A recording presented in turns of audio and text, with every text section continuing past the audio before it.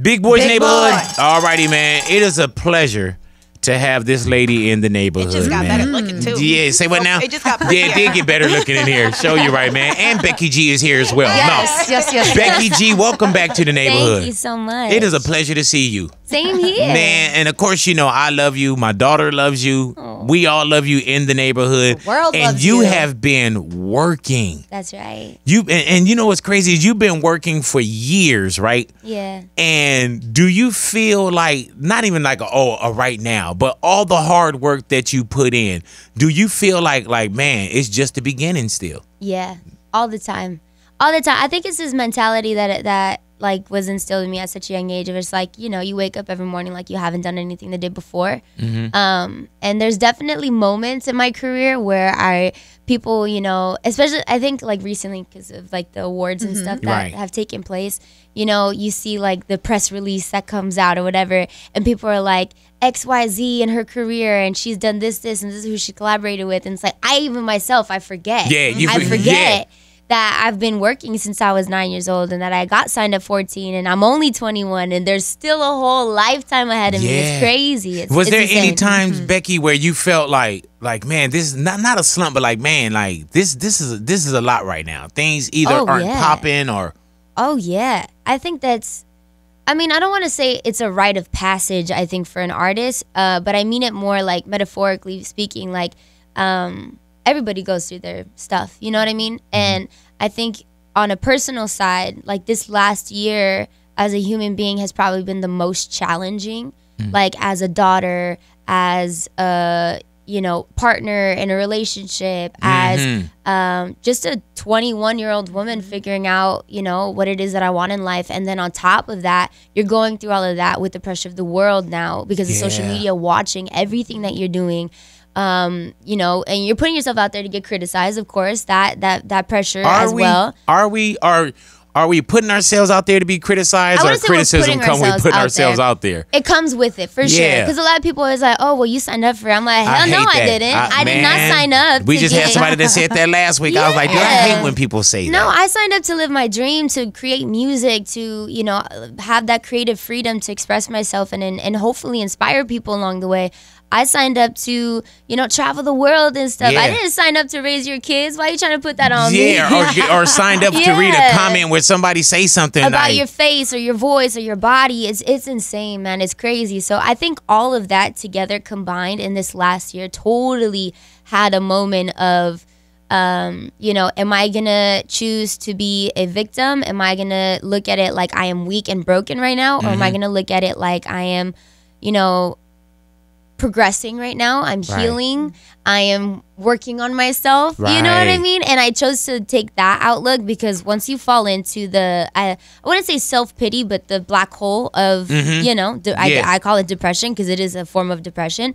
It gets really dark and it gets really scary. And we see it all the time.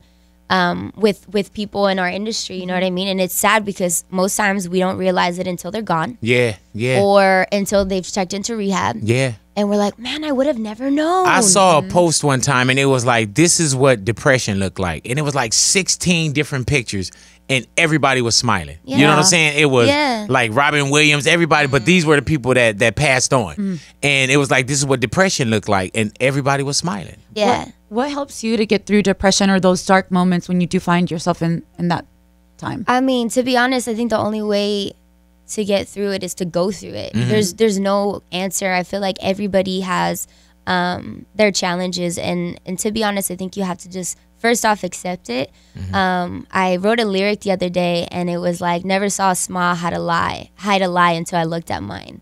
Like even your own shadow in the dark isn't by your side, because the truth is that everybody has their low points, right? And it's accepting and saying, hey, I need help. Or, hey, this is how I feel right now. And having empathy for others, too, I think is really important. Because you can have sympathy. You can be like, damn, that sucks. Yeah. But to empathize. But at least it's not that bad. You know what I mean? People always try to find the silver lining. It's like, no, it's actually really messed up. And I'm glad you told me. I don't know what to say right now, but I'm here for you. You know what I mean? And the people in my life that have done that, are my family, and they've always been there. And you know, every family's crazy. We all have our things and our ups and downs. Yeah. I'm not claiming like we're perfect, but we're perfectly imperfect in that sense, that. you know. So my family's definitely been there for me, I think, because you know, they don't see me as Becky G. They see me as their daughter who, you know, like I said, started working at a young age and took on a lot of responsibility. I wouldn't say people forced me to do it. I love what I do. I love what I do. Do you still enjoy what you do? I do. I totally do. Man. And that's what gets me through. That's totally what gets me through, because there's a lot of moments where I'm like, do I really need to do this? Right. Do I really need to come see Big Boy? Yeah, I was going to say that. She was like, damn. I'm just kidding. She was like, man, we can't do a phoner? Like, that's Uncle. He understand what I'm going through. Musically, good Lord have mercy, Becky G. You have not. Killing it. And you haven't stopped. No. You know what I'm saying? Like, and when we say like congratulations, just congratulations on the accolades, the awards. And I know that's not why someone gets in the game, but with hard work, I'll be like, man, I don't apologize for my success. You know what I'm saying? What does that feel like when you hear your name called out? Yo, I feel like all the air left my body. Like literally, like I just forgot how to breathe. I was just like, what? I did not expect it. I always tell my team, I'm like, y'all gotta tell me so I can prepare a speech or something. I'm an actress. So you really didn't know? I'm an actress. I can pretend that I didn't know. You got 2 Latin American music awards. Favorite artist, female. Favorite song, urban, of course. Yeah. But so you didn't know? No idea. Yeah. And even did you come prepared with something? No, I didn't. Honestly, I was so focused on co-hosting the award show and performing, and everything else to me is a bonus. You know what I mean? So I did not expect it. There's been times where, you know, they pull me side stage and they're like, she has to be here just in case, and I'm like, ooh, they pull me side stage. I'm gonna win. See, that's what I thought too. I'm gonna win. And I didn't win. So I was like, they're gonna play me again. Like, and F this side of the stage stuff. I'm not gonna get excited. It's okay. And in my head, I was like, and you know that moment of like self-realization of like, oh damn, that's me. Like when the best urban, I posted a video because I was watching, and I realized in that moment, I'm the only girl in the category. Yeah. God damn, that's crazy. And I literally, I was like tapping my manager, and I'm like, yo, I'm the only girl in this, like, this is crazy. Like, there ain't no way I'm gonna win. Like, what? Now, is this when they first announced, or are you talking about at the actual? You know when they do like the package where they say, oh, and these are the nominations, right? And they say Daddy Yankee, J Balvin, Nicky Jam. And they say all these like, and they're my friends, right? They're like considered your peers in the music industry, but at the same time, these are people that are like doing like world tours right now, right? Have, you know, gotten X amount of #1s or whatever, and this is my first #1. This is like the song that really changed my life. So I'm just there, you know, like the little engine that could, like hoping like I'm gonna make it over the hill, right? Like, and if you don't get it, you're almost on the like, okay, I can understand this. Yeah, you know? But when you get it, like, I was there already. I mean, maybe that's not healthy. Always have a positive mindset. Always be open. But I was good. I was so good just being nominated, and then to hear them say my name was just like the real moment of like, oh shit, now you gotta talk. Yeah. Like, where's your speech at? Like, you know. I was like, I could see my parents, and I was like, oh damn. Start there. How many times did you get in the car that night, and did the damn, I wish I would have said, or oh yeah. I mean, maybe I should take the opportunity. I just kidding. You know what I'm saying? Looking at the camera, you know. No, honestly, like thinking of the actual awards itself, right? Best urban song, and to be the only female in that category, and then the collaboration that it was, you know, with, and all the writers and the producers that helped put this song together, that changed my life. It was such a pivotal moment in my career that I wish I would have taken that time to like really thank all of them. It'll be greater later though. It will be greater and later. And then texted me, and I texted, and I got to say what I needed to say, you know, like behind like the scenes or whatever. But it was the second award, when it was favorite female artist, that I really just wanted to say, you know, like it wasn't. And I did get the chance to say it. I remembered to say it. Right? Yeah. Was I forgot. We're all winners in this sense, because when one's winning, we're all winning, and that's how we should look at it, especially as women in this industry. I feel like it's embedded in us in a way to admire each other, pero con rabias, like with hate. Right. Look at her body; she looks so good. I hate her. Yeah. Like it's a natural way of being, and in this category specifically, a lot of my friends were nominated, and like the OGs that have been doing it for a long time that have inspired me. So to have won that category, I just felt like this isn't just an award for me. Like this is an award for all of us, you know? Yeah. And something that you mentioned when you were receiving the award that I really was like, man, she's so right. That you talked about being Mexican in the reggaeton world. How has that been for you? Obviously, like, you're being received very well, but how has it personally been for you? It's been hella liberating. It's been very inspiring. More than anything, I think a lot of people forget I'm a young girl from Inglewood. You know what I mean? Like, that's right. Hello. And that urban side of me, like, is just so authentic and natural, and it's not fake, and it's not something that I'm just doing to ride a wave that's popular right now. I got signed as a rapper at 14 years old. You know what I mean? If anything, the pop stuff that I was doing was a little bit more... not fake, I would say, but influenced by I gotta do what's cool right now. You know what I mean? Other than like that, I feel like the urban side never left. And so to now be a Mexicana singing reggaeton, which is very odd, you know, we don't like Mexicans don't do that. Is there anything there where was there any resistance, or did you feel anyone that was like, like, oh hell, everybody, you should be Really? singing rancheras, corridos, cumbias. Where did you get that from? Did you get that from your side, like more Mexican side, or did you get people that felt like, oh, why is she trying to pin? Oh, I think LA, not as far as not the negative, the negativity. I mean more so the inspiration to go that lane. Okay. Because my parents grew up playing like all kinds of music in the house. So not just Tupac, Biggie Smalls, but Don Omar, Daddy Yankee. You know what I mean? And not just TLC, but like Ivy Queen. You know what I mean? So it was a very natural connection to the music. And I figured, well, if I rap in English, like I could do that in Spanish too. Why not? You know? And then you get to Latin press and they just tear you apart, and they're like, a woman should never. And I'm just like, who are you? Yeah, but how do you not listen to that? I mean, it's pretty easy. Right, okay, Because I'm good. happy. Because I'm happy. I'm genuinely happy. And like I said, it's me being my true authentic self, and I will defend whatever it is that I do, because I do think about the choices that I make, and we're only human, you know. There's a lot of choices that I've probably made in my career that I said I could have done without that, but as far as my Latin music goes, I don't regret anything, because if anything, I've started a conversation that needs to be had, especially in Latin culture, with what we call machismo, right? Macho men saying, you know, a woman can only be XYZ, right? A good wife, a good mother. She has to know how to wash the dishes. She has to know how to iron the clothes. But it's like, tell me who the boss bitch of the house is. It's our abuelitas. It's our moms. Go ahead now. They raise children that aren't even their children. Like, we go above and beyond for our family. We create life. You know what I mean? And for us to be so like degraded and belittled in our culture and put in these boxes, it just, for me, it's very eye-opening. And because my parents didn't raise me like that. Like, if I grew up, you know, wanting to do music, but I also wanted to play sports. I wanted to play baseball or ride dirt bikes. And it wasn't like, oh, you can't do that because you're a girl.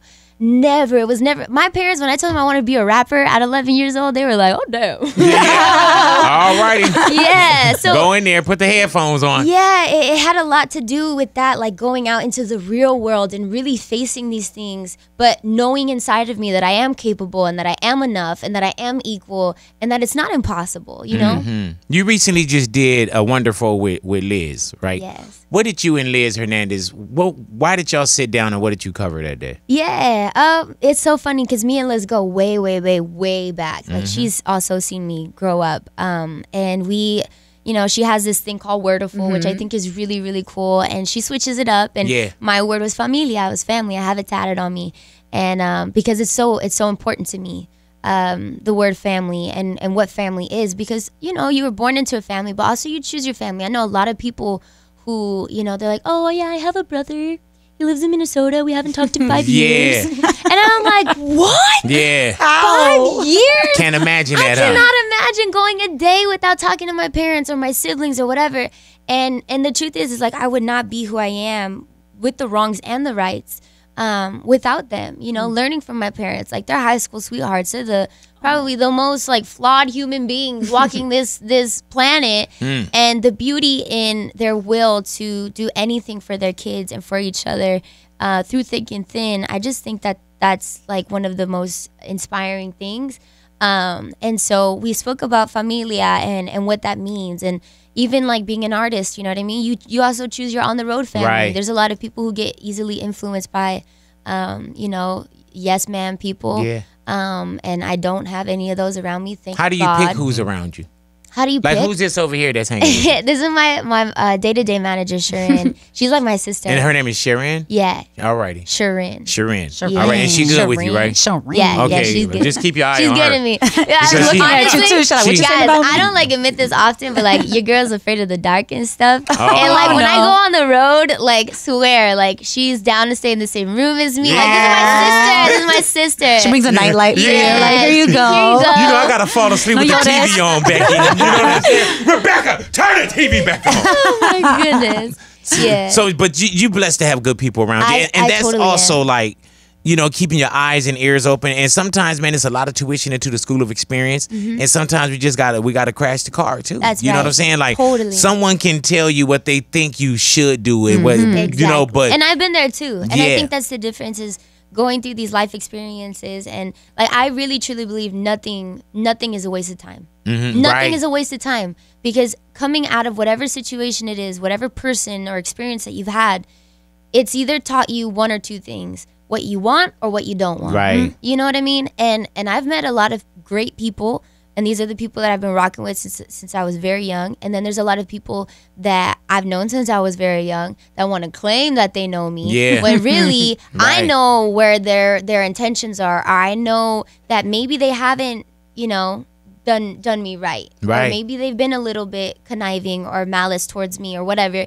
And clocking that and being aware of that. And I'm never the type of person to you know, go out of my way to start drama. I'm a very social person because of what I do, but at the same time, an introvert because I like to be selective on who I give my time to. I'm going to take it back to getting out of this box that people often like to put artists in. And going back to Becky from the Block, there's this line that I really love. It says, "Now it all started when my grandpa crossed over. Now one day I'm going to be a crossover." That's dope. Do you ever look back and see how far you have come? Because it's like, hearing you say that crossover, like, to me as an artist, like, it's not just in music. It's like you're an actress. Like, you are just this phenomenal person. And I read that line and I was like, I wonder if she ever goes back to that. Like, look at everything you've become. Thank you. Wow. You're gonna make me cry. I got more for you too. No, it's amazing because like I even remember writing this. I was at record plant and I wasn't even in an actual studio. I was in like a little closet room and they had set me up with some speakers in the track, and I was just writing away and it was probably the fastest I had ever written a song because I was just like, yo, like my inspo for it actually was and it's my inspo for a lot of things because I like telling stories with my music, is the Fresh Prince of Bel-Air theme song. Because once that song is over, you know exactly who this person is, where they come from, and where they're going. And Becky from the Block was kind of like my autobiography. This is me.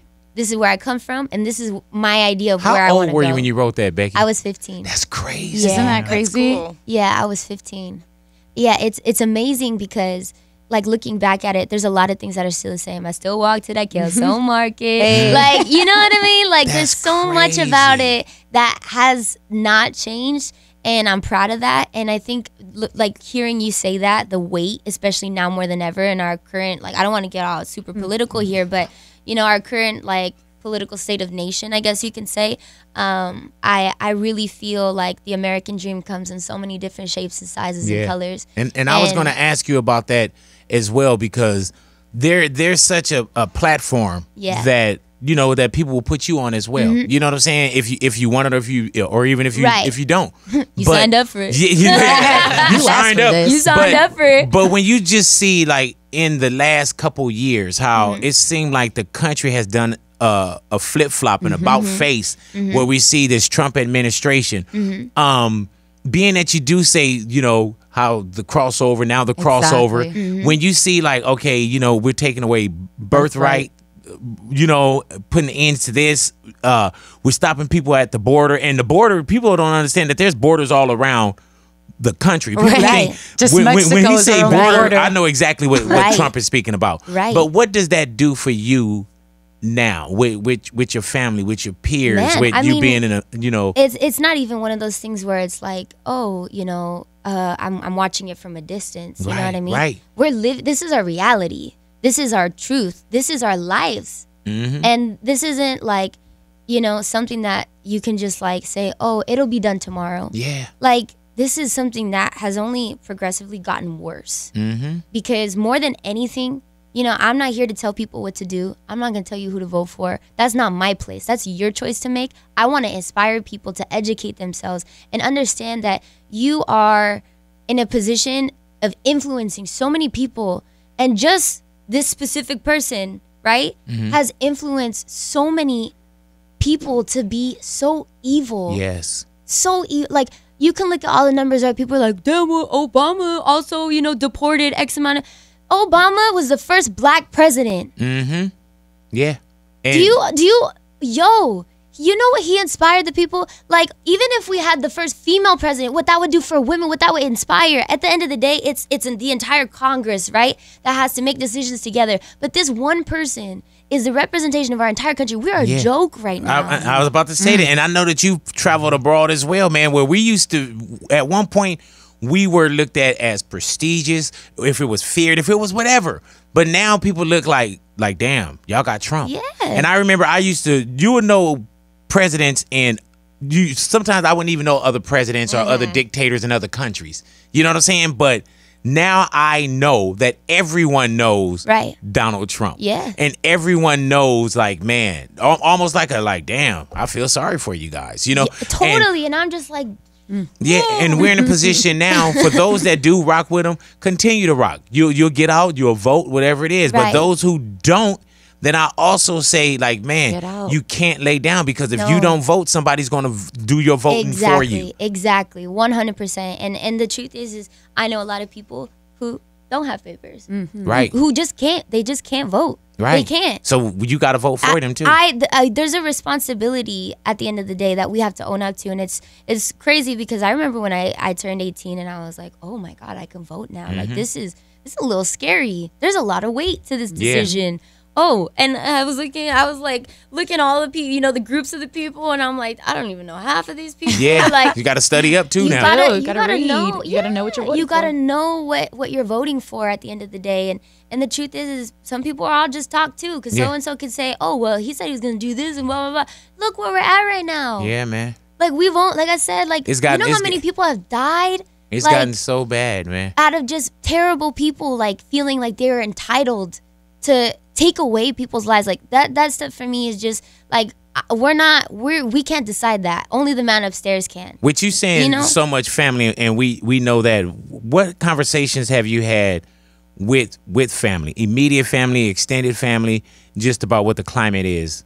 It's crazy. I mean, Sharon over here is Australian. I remember when this specific person was, running, and all his intentions and stuff, and then he got elected, and then that was that. And then she was like, I'm kind of scared to leave the country. I don't know if I could come back in. Yeah, and you know what? And you're Australian. Yeah, and she's not even from the... I have beef with Australia, but she's not from the dookie hole countries, as he would say either. You know what I'm saying? Anybody brown, anybody my color and darker. Yep. That's just really what it is. You got a problem. If you come, even if you come from brown people, it's just so crazy. It blows my mind. But like I said, like, I also try to look at the positive side of it, not to take away from, how serious this is, but it's really brought a lot of people together. Yeah. And I think that, to me, is it's also been a great divide, so but it's been a great come together as well. Yes, 100%. The unity that I see in people. Like, just the other day, last night, I was on my way to dinner with my cousins, and the Uber driver, he was so passionate about this. And it was so inspiring to see. He was a young black kid from Baltimore. And he was like, yo, guys, like, I hope you guys are going to go vote. And I was just like, I am. Thank you so much though for saying that, because you know what? Probably the next person he gives a ride to, that's probably not even on their mind. You know what I mean? They're just get it. Living life. Exactly. Speaking of your acting career, how was it to be casted as a Yellow Power Ranger? That was nobody was even speaking of her acting career. I did. I brought it up before. She brought it up brief, for like a second. Okay, like it was like a note. Oh, okay. Yeah. Thank you, Becky. I got you, girl. I remember. Yeah. All right. I'm thinking edge too. You know what I'm saying? Man. I feel like everything, I'm like, oh my God, it's so crazy. But it really was. It was a really like big learning experience for me in my career, because you know, I didn't train to do any of this. I'm not musically inclined in the sense of like, oh, I'm a soprano. I can sing a B major, whatever. No, I didn't even know. That's probably like a really low note. I know. Somebody could be like, she don't even know what a B major is. I have no idea. I could tell you as long as I like the melody and whatever, I like the lyrics, I could sing it. But when it came to acting especially, I mean, it's always something that's always like intrigued me. The idea of either stepping into someone else's shoes or creating a person from the ground up, which I kind of got to do both with Trini, because you know, obviously we've seen the Yellow Power Ranger before, but this was the first time we were going to see her as a Latina. And also as a young girl questioning her sexuality, not knowing her place in the world, and what she wants and what she's into, and all these feelings. So I got to kind of take inspiration from, you know, the Rangers before me, but also kind of make my own version of that. And that was so fun and so eye-opening. Was there any hesitation going in, knowing how critical people can be, 100%. and then seeing you as one of the first Latin superheroes, and then also, of course, like you said, questioning your sexuality, something that so many young people go through nowadays. Well, I just looked at it like, you know, like anything in life, you know, people can like it or not like it, right? But it's about doing something that's honest, and that's definitely not the reason not to do it. You know what I'm saying? No, 100%. No, for me, I think it was for us, I would say I can speak for all of us, because we all talked about it. You know, we all come from different places. RJ comes from Duval County, Florida. Dacre comes from Australia. Ludi comes from China. Nay comes from UK. And she has Indian background. You know, she's half Indian, half English. And so we all come from different places and all look so different. And we wanted to really give depth to these characters, because, you know, they are young. And I remember what it was like to be 16 years old and feel lost and not know, you know, my place in the world. And sometimes, I still go through it sometimes, you know what I mean? So it's something really honest and something that for me, like, how can you make a movie for the people without really being a true reflection of that? Of the people. You know? And so for us, it was really fun. Yeah. It was really fun. I love that they had the Blue Ranger on the spectrum as well. I thought that was so eye-opening as well. Especially for me. My brother's autistic. One of my brothers was diagnosed with autism at a very young age.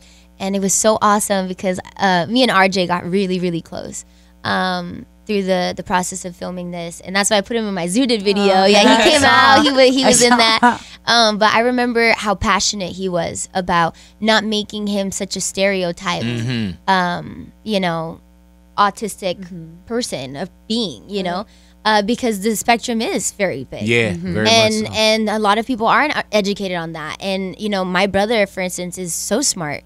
He is very communicative. He's very intelligent and emotionally in tune too, which when people think of people with autism, you know, they think that they're maybe not social or whatever. My brother has his shy moments for sure, but he's very loving. He's very affectionate.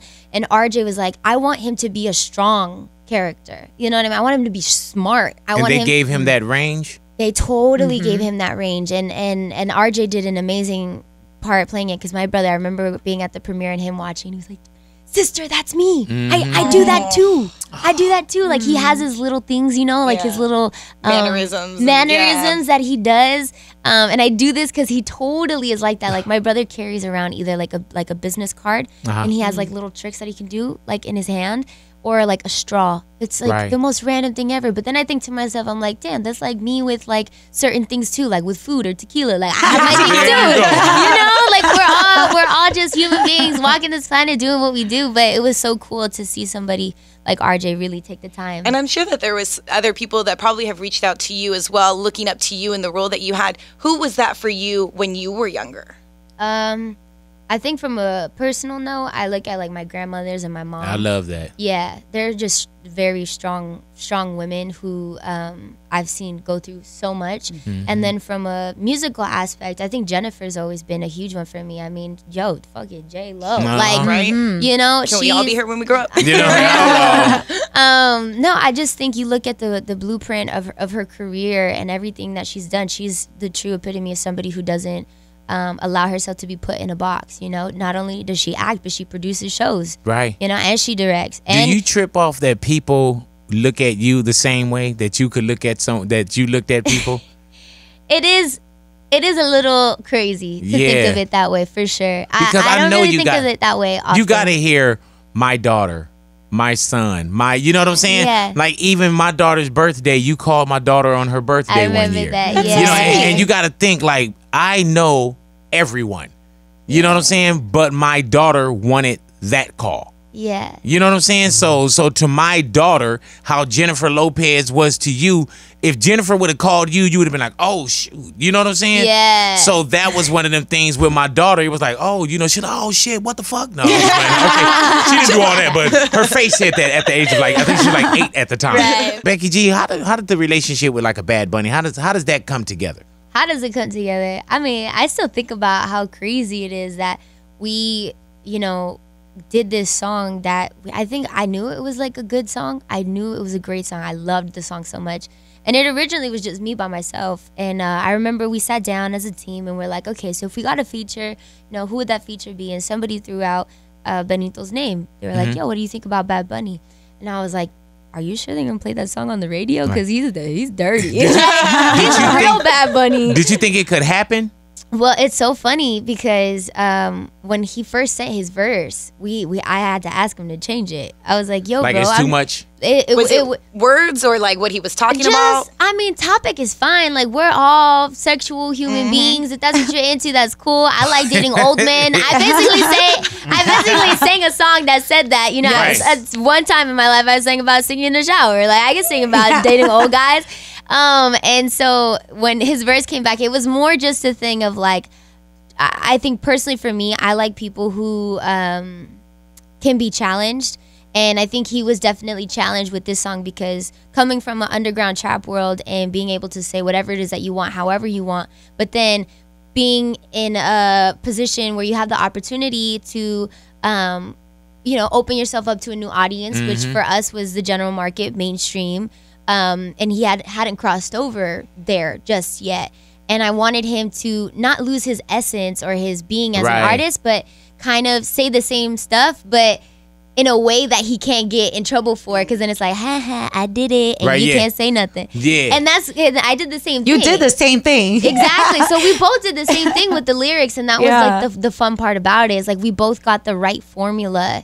When you sent him for a redo or a rewrite, did he understand it? Totally. Okay, that's good. Because some people there's ego and there's you're like, wait, what? Then just take me off. I think he understood. Yeah, just take 100%. Me off. You know what I'm saying? Like, just take me off then. I love that you guys were very playful with it, like what you said, that you can get away with it. Because honestly, when I first heard the song and I heard your lyric, I was like, Becky! And I was like, oh my God. Yeah. But you know what I love about you too, Becky? But I loved it because it was playful and fun at the same time. And I've known you for years. I'm sure you've known her for years. Followed her for a long time. That we know Becky G, like, but also we've seen this evolution where it's like, dude, she's growing up. Yeah. You know what I'm saying? Yeah. And sometimes we try to keep people in the box. Totally. Why do you think that didn't happen with you, where we were able to actually get in the car with you and ride? I mean, some people everything. Still don't feel that way, right? And that's I see it all the time with the comments and stuff. They're like, oh damn, she's trying to be grown, or it makes me feel uncomfortable. She has the body of a 12-year-old. I'm like,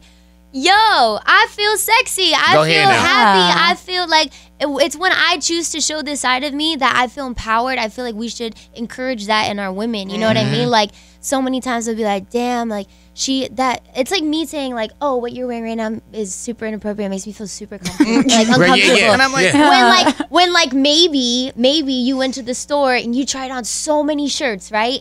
and this one shirt you loved, you loved so much, and it made you feel so good. I'd rather be like, damn girl, I probably couldn't pull something like that off, but woo, I'm so happy it makes you feel confident. You know what I mean? I think a lot more people can respect where I am in my career because I'm not faking anything.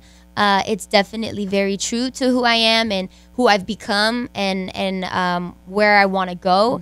And I think I've been a very open book. You Becky know? G, how do you not get so affected by what's in comments? Because now I do. Oh, you do? I'll admit everything I do. is right there now. Yeah. You know, as opposed to music business used to be, I got a bad write-up on my album. Yeah. Now it's immediate. I took a picture for my right then and birthday. there. Boom, you look Yeah. stupid. Like, so you say that does affect you. 100%. Yeah, and we're human beings. Yeah, we're exactly. It could be 10,000, girl, you look amazing. Right. And one. And that one is the one that fucks it up for everything. Like, I mean, so many times I feel like I've either like released a music video already and I already have it in my head. I know so-and-so, like, you know, they're going to say something about so-and-so part of the music video or whatever. And it's like, why? Why does that happen? And it's because, you know, I am on a platform where I'm exposed. I'm exposed more than the average person. And I definitely am aware of that. But at the same time, I feel like I owe it to myself to be allowed to speak about how it affects me. So people can think the next time that they're going to write something, you know what I mean, how it affects that person. Just because we're famous doesn't mean we're actually like okay with people criticizing us. And the thing is that it's not even stuff that like is like oh her car, like I hate the color of her car or whatever. It's not like that kind of. It's like stuff about my actual being, you know, that I have to live with every day and look at the mirror and be like, am I happy with this? Like as a woman, as a little petite, no booty having woman, especially right now in society. Go ahead now. I just Makes like, two of us. We good. because it's not that big booties are better. No, it's that there's something for everybody. You know what I mean? Like I have that perspective, but a lot of people don't. And because I don't have a big butt, I just did a Booty with music video with Setangana called Booty, and I actually felt fire on that music video set, and I was like having so much fun, and I was with all these beautiful women who were so excited, and they were cheering me on whenever we were doing, you know what I mean, my little booty and everything, and I was like, damn, I feel like I have the biggest butt in this room. But you know what it is? People comment. And they're just like, haters. oh, how could you make a song Booty without having one? I'm just like, because I'm confident in the one I have. Exactly. And even if I wanted to change it, what's wrong with that too? Like, whatever it is that I do, it's for me. Like, it's not for everybody. You know what else. I love about that as well, Becky G, is that people think that it's supposed to be okay. You signed up for it, but also the vulnerability that other people, like those that see you, could say, you know what? Like, oh yeah, that's a me too. Oh, she's a human being. Right. And not that any of that should knock you off your square. You say it does affect you, but it doesn't stop you. No, it doesn't. You know what I'm stop me at saying? all. But for somebody else that'll look at a comment too and say, okay, you know what? Damn, I do feel a certain way. But then keep going. Move on. Yeah, keep it moving. And people probably think that things like that don't affect you. And there's others that say it shouldn't, and it shouldn't, but it does affect you. And that's the everyday life of somebody that you're dealing with that's in public school, private school, whatever it may be. They're dealing with that. No, totally. It's a form of bullying that, you know, it's like, I remember being bullied in elementary school and then even in middle school. And it's like, I'm still getting bullied. Like, like we're grown-ups now. We're adults. Like, get on with your life. Like, why are you spending time to, like, go out? I remember one time I posted a picture of me on the beach and my man commented on it. And he was like, damn, Puerto Rico's been blessed. Like, being cute. Like, my boyfriend is just complimenting me. You know what I mean? And I remember seeing, like, you know how now you can comment on a comment? Yo, all these girls from Puerto Rico were like, damn, obviously you've never been here before. We could give you so much more. No. She don't have this. She don't have that. She don't.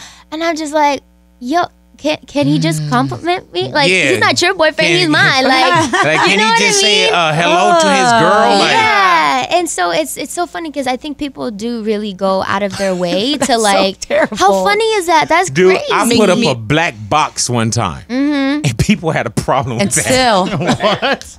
You know what why I'm did saying? you post the show?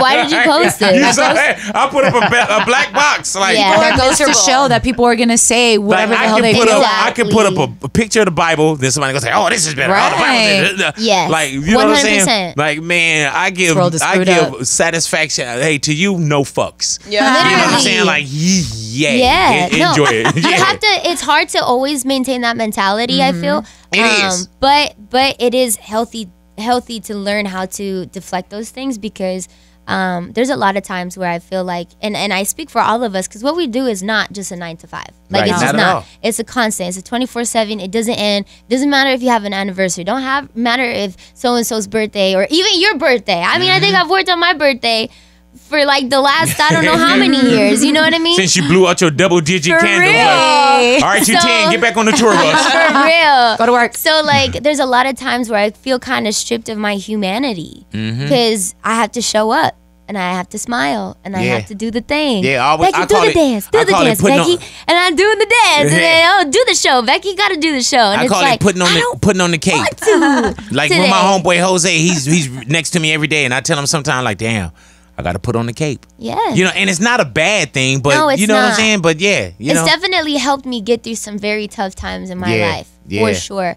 But there's also times where I think I've either needed to hurt, like really allow myself to hurt or to grieve or to, be sad. Yeah, let me have this. And not feel like, oh my God, I'm doing this interview right now and I'm really holding back like an emotional breakdown because I don't want it to be a tabloid tomorrow. Like, Right. oh, Becky G had a panic attack mid radio interview. No, it's like, and even if it did, like, I'm only human, but because I have to protect myself, I have to do the thing. Right. I have to put the cape on. I have do to you do the have smile. anxiety? I like, do. You do. Yeah, Huh? When that's- did you realize that there was anxiety issues or you suffered from anxiety? Looking back at it, I think I've always had anxiety since a very, very young age. But it was once I started hitting like 14, 15 years old, I remember when I had my first panic attack. And, like I said, my parents are high school sweethearts. They have no problem, sharing their business as far as like their ups and downs. And, you grow up with your parents too. So you see a lot. And I remember specifically my parents were not in a good place. And I've always been the third parent in the house. And it was at a point where now I realized my siblings were at an age where it's not like they're going to forget. They're going to remember, And I was looking at my mom. My dad left the house. And I was looking at my siblings and I was watching my mom talk so calmly and so not affected.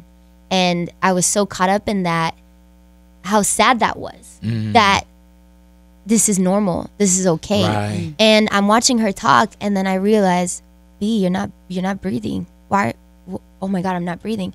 And I just looked at my mom and I just started tapping my chest and I literally, I feel it right now. Like Yeah. I just stopped breathing. And I remember getting up and trying to, like, why aren't you can breathe, try to breathe. And I don't know how long I went literally without being able to breathe and I just collapsed to the floor. Oh my goodness. I just collapsed to the floor. I basically passed out and my mom started freaking out and called my dad. My dad rushed over. They took me to the hospital. Thinking like something happened, maybe she had a seizure of some sort or something. And I remember, because you're underage, they have somebody come in and they ask you questions without your parents in the room to Right. make sure that nothing has taken place that is out of line or, And I was explaining to her basically my whole story and everything. And she goes, it's called a panic attack. Wow. Yeah. And that's when I was like, oh my God. I don't ever want to have that again. And I've suffered from them ever since. Really? And I don't think you ever really learn what your triggers are. Because like even recently I've been flying since I was 9 years old, right? Now I have this weird random fear of flying. I don't know where it came from. Can you still get on the plane? I still get on a plane, but it takes a lot out But of me. it's It takes a something lot where of glasses of wine and but you I'm like, can't. ugh. You can't put it in its own box now, huh? And just say, no, because it's bigger. It's not like I have to really think about it. I have to break it down and be like, why are you afraid of flying right now? damn. Out of nowhere. Why is it that you're so afraid of flying? And it's not, oh, I'm afraid of heights. or I'm afraid of death or whatever. It's nothing like that. It's I'm afraid of if something happens to me, who's gonna take care of XYZ? And XYZ is my parents, my siblings, all this unfinished business that I have. You know what I mean? All these things, all these responsibilities that I feel very responsible for. Right. You know, now more than ever that I've really become aware of these things. And so now randomly, I mean, I get on planes and I mean, you can ask her, she says all the time, I just cry. I just cry, and I just any form of turbulence. Has it stopped you from performing? I mean, it's this is where I say it's really sad. Because I mean, man, I've had panic attacks coming off stage, and I've had panic attacks before going on stage, but never when I'm doing the thing. Right. Because I just won't let myself. But you still make it to the stage. Yes. Because I noticed even with my daughter, she's starting to have anxiety issues, and we're seeing things that she really enjoyed. She's becoming kind of like, you know, she loves dancing. Right. And now she, you know, she'll still dance, Yeah. but she stopped dancing like with her like dance production, and you know what I'm saying? And there's just certain, and then there's times when we'll go somewhere and she's just like, I can't get out the car, and I'm like, oh my God. Yeah. You know? Because it's a real thing, and I think now more than ever, because and you can't just say, oh, eat it up. Oh, come on now. You you can't. Like, get over you it. Can't be little. You can't be little, Not because at all. anxiety is such a personal experience. Like my panic attacks are very different than what yours could be like. You know, some people like some people that I know have more of like mental anxiety. They just don't know how to shut their brain off. Oh, My anxiety is very physical. Very physical. Like it starts here, and then my hands get tingly, my chest gets tight, and then that's when I feel after a panic attack, I feel like I got hit by a truck, like because when my body daughter, gets so she'd tense. lean her head to the side and she'd start to bite her nail, and I'm like, oh, okay. You know what it is though? I think it's because our youth is so exposed to everything, and that's not a bad thing. My parents were very open growing up as a kid, and I'm thankful for that, because it really helped me deal with the real world. I was never, overly sheltered or put in a bubble, and then, the bubble gets bursted once you leave home. What the hell? I never had that like full shock moment, but they're so exposed, and I feel like we don't know how to be present anymore. We don't know how to be present. We're either so caught up in our past that causes this like form of depression, right? Like a lot of things from my childhood that I went through, I think about all the time, and then I start getting really caught up in it, and I'm still tied to it. And it's like, I gotta leave that there. And then my anxiety comes from being too far in the future. But okay, so I have all these things coming up, and then I'm gonna be tired, and then this is gonna happen, and then I'm not gonna see my family. Like for that this bridge long. is way over there, and you're already thinking about. I'm in today right now. Exactly. Like I need to learn to be present to find peace. And you know, it's so easy when we talk to ourselves like that. Yeah. But it's still, because we know, like, why am I tripping off of this? Why did it's not that, but it's hard. Real talk. It's so hard. Like when I have panic attacks, I get really angry. I get so angry. I had a panic attack on a flight. We missed our flight to Madrid, and then that's a hell of a flight to miss, because that's not like Vegas where you got another one in an hour. Right, and your girl, I mean, I don't get to fly business often, so I was excited.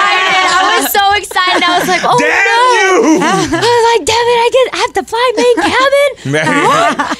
No, it was fine, but it was like all these things that were like building up, and finally we get to London, and I think I'm gonna miss this flight again because of security and stuff like that. Stuff out of my control, right? But I take it on, and I remember I made the flight. I'm in the little tunnel thingy, about to going to board the flight, the plane, and I get on the plane, and I see everybody sitting down, and it's hot in the plane, and I just like in front of everybody just had a full panic attack, and I was so angry with myself, like because I know that I'm okay. Inside, I'm telling myself, you can breathe. Yeah. Bitch, breathe. Yeah. Like, stop. I was, the little, what are they, the flight attendants, their little cushion chairs that the little go seat up, yeah. Against the wall, but the cushion was on the wall. I was hitting that shit. Like, I couldn't breathe, and I was hitting it, like, I was so angry. Were people looking at you doing that too? They literally, I was like, I'm the one stopping myself from getting on this flight. That's why I was so mad. I was like, you got to get to Madrid. What are you doing? So were you able to walk through it, or? Yeah, no. I mean, I literally walked. I was in the back. My seat was in the back of the plane, and I remember like coming down from it, and the flight attendants trying to get me off the plane. And I was like, I'm fine. I'm gonna be okay. But still, like being so emotional and walking past everybody, and everybody's like, oh my God, like she doesn't like. She was just screaming like she might be crazy. Like, you know what I mean? Like you hear people talking, you're like, oh, it's embarrassing. It's very embarrassing. I would have stood up like, you guys know that's Becky G, right? The artist Becky G. And you know everybody's like this now, like, oh, for real. I'm surprised. It was not pretty. I heard that. I feel like every single hit, your name is on it, so it's obvious that you don't stop working. But what can your fans look forward to? What are you working on right now? More music, more music, and music of all kinds, not just like urban reggaeton style music, more English music to come soon. And also like I just like trying new things. Like I just did a collab with a really great songwriter and singer. He's super talented, and his music is more like regional Mexican. And I just did that collab because that's also something that has always like been a part of me as well. So I just did that. I have a song coming out with this artist named Anuel and Prince Royce. DJ Luyan sent it to me, and it's a song called Boobaloo.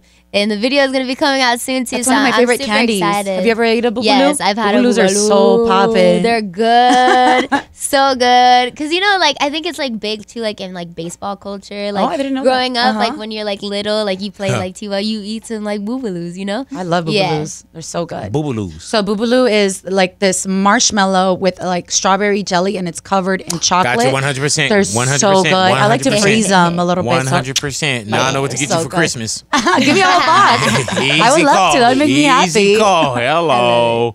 Any more acting? Anymore? I mean, it's definitely been like one of those things where I leave that door open, but I'm very picky. What I choose to put my time to, a lot of the stuff that comes my way is like very stereotyped, and I just X right away. And then there's some that come my way that just timing. Timing's really big for me. You know, I think this is the first time I've been consistent with music, and that's for me always been the driver of my career. And I don't want to just like be like, oh, I'm good now here, so let me just jump. Right. I have to be strict on myself to focus and channel my energy towards this. There was something really, really big that came my way that I really wanted, but it was too young.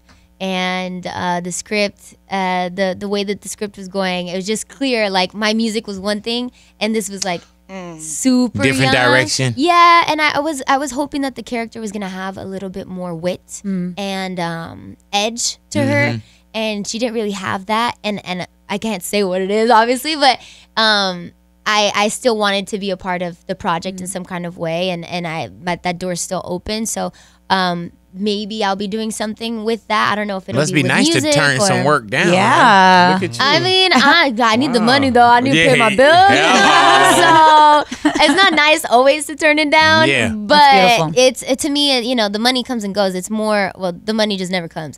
But to me, it's more just having that perspective of, you know, it could be a great opportunity, but maybe it's not the right. And plus, you're continuing to build something. Yeah. All of us here are under construction. Exactly. You know what I'm saying? So believe that. Now, you're in a relationship. Yes. Are you married? No. Okay. Put your hand up again. Let's check our fingers. Alrighty. Okay.